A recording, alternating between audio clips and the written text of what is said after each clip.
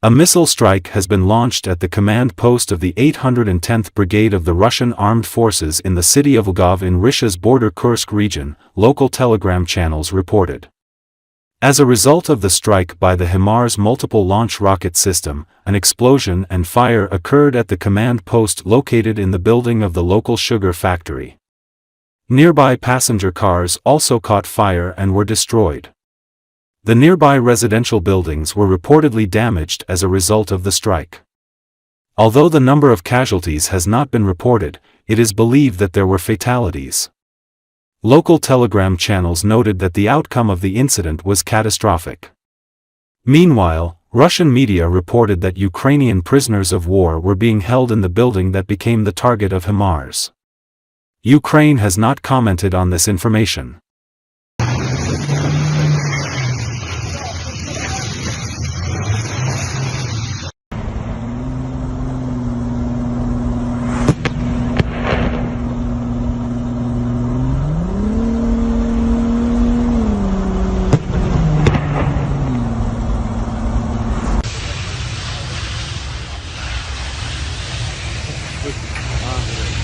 Побывала в боевых действиях.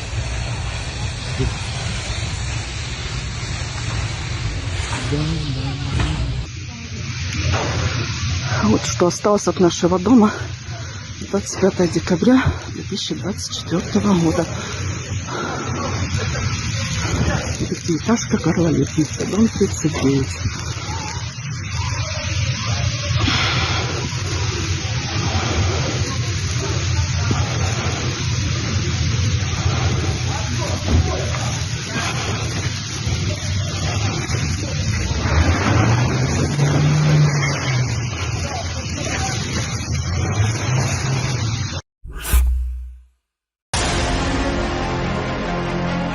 The fighters of the 80th Separate Airborne Assault Galician Brigade of the Armed Forces of Ukraine, who are fighting in the Kursk region, have not yet captured any DPRK soldiers.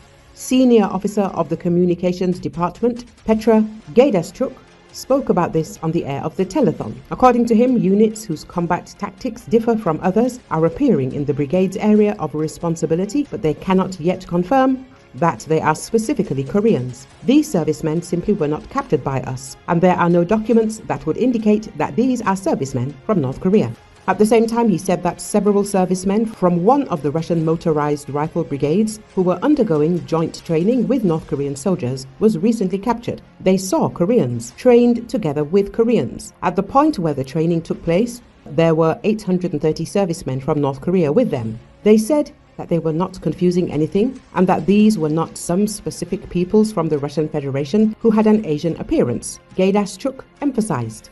The prisoners also said that foreign soldiers are better fed and provided with weapons and ammunition, and the task of the North Korean military, as these prisoners say, is to storm our positions. And the Russian units go to the so-called defense to consolidate the positions that the Koreans are storming. But it often happens that the Koreans, according to the prisoners, fail to successfully storm our positions and all their plans are destroyed. Recall President Volodymyr Zelensky reported that North Korean troops have already lost more than 3,000 of their soldiers in Kursk region. He warned that Pyongyang could send new troops and equipment to the territory of the Russian Federation.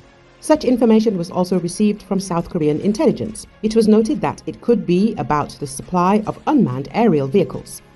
The Ukrainian Center for Countering Disinformation believes that North Korean soldiers are not adapted to the conditions of modern warfare. For example, some of them fight off drones with machine guns and their hands. According to Andrei Kovalenko, head of the Center for Countering Disinformation under the National Security and Defense Council, the North Koreans are not adapted to the conditions of modern warfare. They fight off kamikaze drones with machine guns and their hands. One such case was recorded by Ukrainian drones. During one of the attacks, an FPV drone hunted a DPRK soldier. He fought off the drone with explosives with his machine gun for several minutes without even opening fire, and then decided to catch it with his own hands. This ended with just retribution for the North Korean for participating in a criminal war.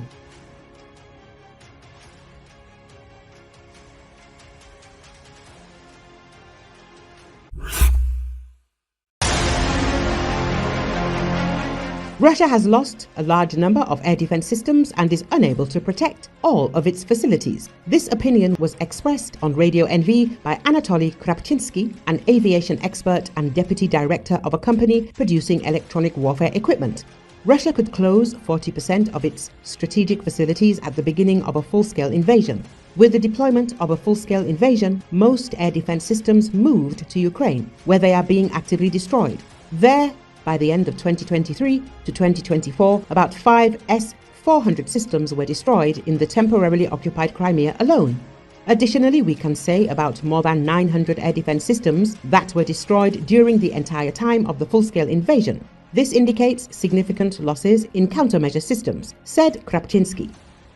The expert added that the most fortified regions in Russia remain Moscow and the Leningrad region, as they are home to a number of strategic facilities important to the Russian Federation. We have seen active strikes from Ukraine this year, and most of the interceptions are attempts to intercept our drones with small arms. Yes, there were cases with the use of Pantsir or more classic air defense systems, but these were the Moscow and Leningrad regions, Krapchinsky noted. In addition, the expert commented on the strikes by the Ukrainian Defense Forces on Kazan. In particular, he pointed to 3 significant targets in the area. This is a gunpowder plant. This is a plant that manufactures helicopter engines and an aircraft plant that repairs Tu-160 and Tu-22M3 aircraft, said Krapchinsky. Current Russian air defense doctrine follows a 3-tier approach. This layered system allows Russian air defense forces to create anti-access, area denial zones that can be difficult to penetrate. The highest tier of these defensive networks uses long-range systems such as the S-200, S-300 and S-400, providing air defense bubbles potentially up to 800 kilometers in diameter. These zones are typically augmented by the second tier, which includes medium-range systems like the 9K-37 Buck and its variants. This medium-range layer is intended to increase radar coverage within the air defense zone and augment the more limited inventories of longer-range interceptor missiles. The third tier uses mobile short-range systems like the 9K-33 OSA and the S-125 to provide extra protection for key areas such as military bases. These systems, along with highly mobile systems like the 9K-37 Buck, are often also attached to formations of ground forces in the field. Due to their vulnerability to low-flying threats such as cruise missiles, the first and second layer defenses are often guarded by point defense systems like the Tor or Pantsir S-1.